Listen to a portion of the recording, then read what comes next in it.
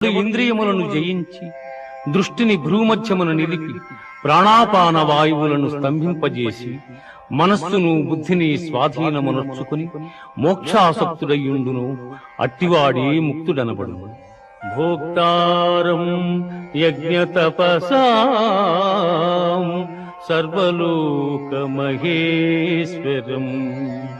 సుహృదం సర్వభూతానాం జ్ఞాత్వా మాం శాంతిమృచ్యతే.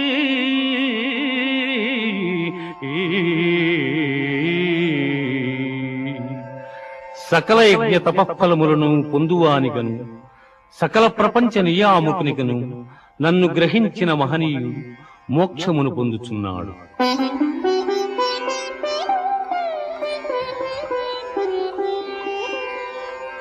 యం సన్యాస ఇతి ప్రాహుః